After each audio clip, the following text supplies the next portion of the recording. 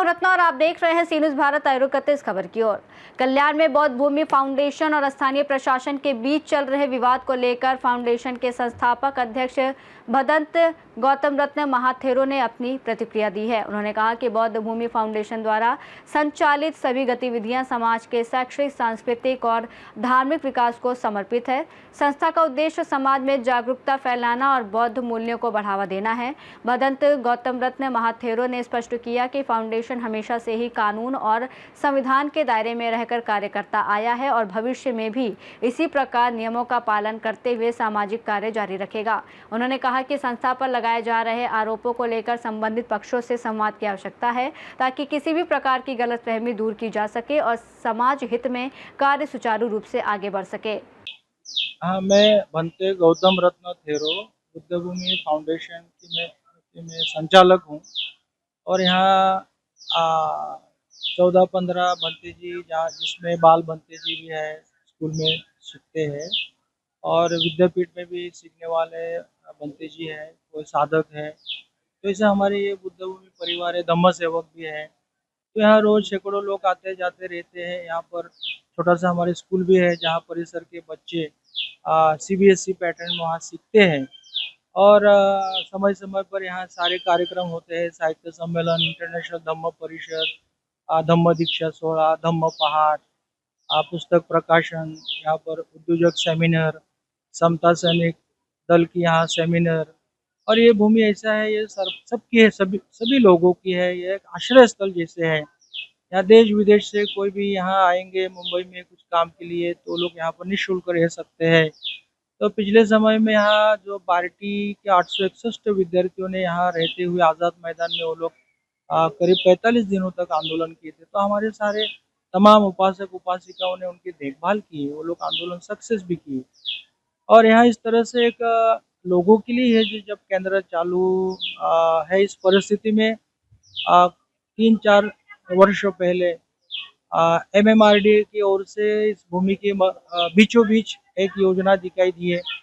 क्योंकि वो लोग कभी उस समय आते थे सर्वे करने के नाम पे, फिर हम उनसे पूछताछ होता था, हमें खुलकर वो लोग बताते भी नहीं थे क्या होने वाला है, क्या चल रहे हैं यहाँ पर। तो लेकिन धीरे धीरे जैसे हमें मालूम पड़ा तो हम उनको लिखित स्वरूप में कल्याण डोंबिवली महानगर पालिका के जो भी आयुक्त जैसे उस समय झाकड़ मैडम थे, फिर उपायुक्त प्रसाद बोरकर, उनको हम समक्ष मिलकर और लिखित स्वरूप में कह रहे थे ये क्या चल रहे हैं यहाँ पर, हमें सविस्तर खुलकर बताएं। तो लोगों ने हमें नहीं बताने के बावजूद भी हम यहाँ वहाँ से जानकारी लिए। तो यहाँ से एक उड़ान पुल के वो लोगों ने नियोजन किया, ऐसा पता चले। फिर हम ही उनसे पत्रव्यवहार करते थे, संपर्क करते थे। हालांकि जो भू संपादन कायदा 2013 है उसमें वही लोग जो ताबेदार है, वहीवाटदार है, उसमें वही लोग उनसे और से हमसे संपर्क करना चाहिए। ऐसे वो लोग कायदे को बाईपास करते हुए ट्रांसपेरेंसी वो लोगों ने नहीं रखे। शुरू से ऐसे उनके रवैया रहा। और इस प्रोजेक्ट का नाम जो है वाल्दुनी नदी समानांतर उन्नत मार्ग। फिर उन्हें वो भी कहने लगे कि बीचों बीच आप तो पूरी जमीन को डिवाइड कर रहे हैं और आगे देख रहे हैं वो लोग सुन रहे नहीं, सुनने वाले नहीं। तो आगे चलकर हमने कहे क्या इसके बावजूद भी जो भी आप लोग नियोजन कर रहे हैं तो भी कायदा के अनुसार हमें यहाँ पर नुकसान भरपाई और पुनर्वसन, क्योंकि जो कायदा है उसमें सारे विषय आ गए हैं। Transparency in land acquisition, fair compensation, resettlement and rehabilitation act 2013। इसमें रीसेटलमेंट आए, रिहेबिलिटेशन आए, कंपेंसेशन आए, ट्रांसपेरेंसी आए।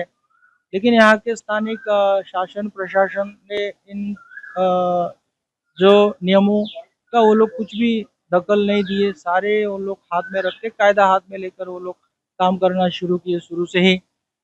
और इस दरमियान अगस्त 2025 में यहाँ बड़े पैमाने में पुलिस बल वो लोग तैनात करते हुए 25 जगहों पर वो लोग पुलिस बंदोबस्त रखे परिसर में बुद्ध भूमि तक किसी को यहाँ पहुँचने नहीं दी, क्योंकि एक ही नाका है, अशोकनगर नाका।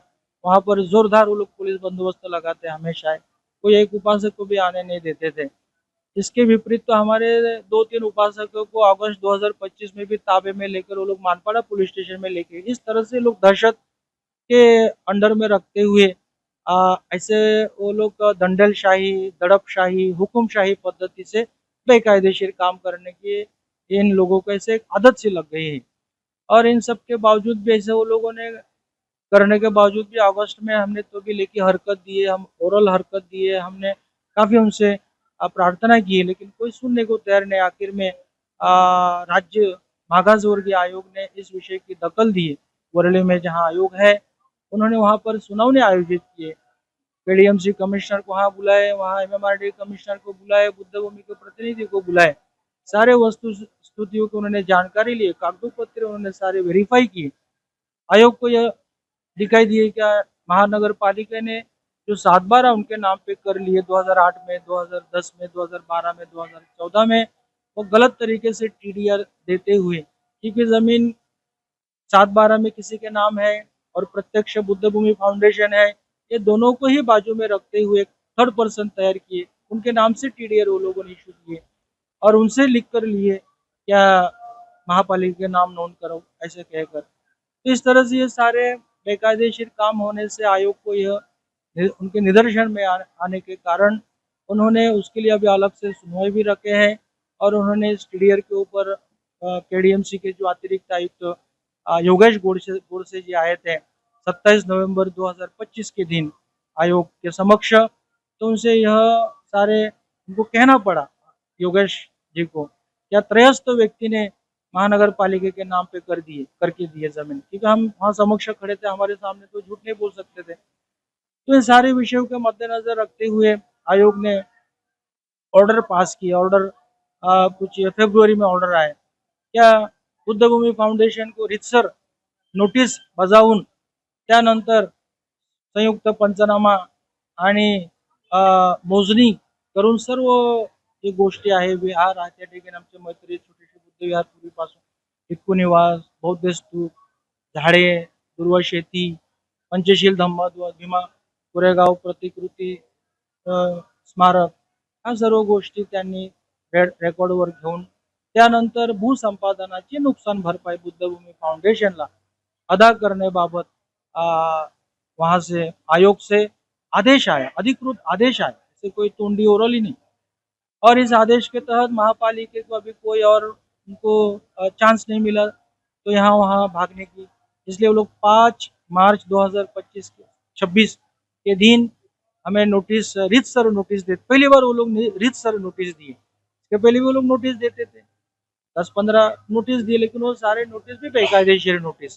पहली बार वो लोग कायदेशीर नोटिस हमें दिए 5 मार्च के दिन और उनके सारे यंत्रणा आए, 2.5-3 घंटे वो लोग संयुक्त पंचनामा किए, मोजनी किए, हमारे एक झाड़ पेड़ के नाम के साथ वो लोगों ने वहाँ रिकॉर्ड कर लिए और सारे संरचनाएं लिए, सारे जमीन कितने बाधित हो रहे वो लोग उसमें नमूद किए, 3 एकड़ 9 गुंठे जमीन बाधित।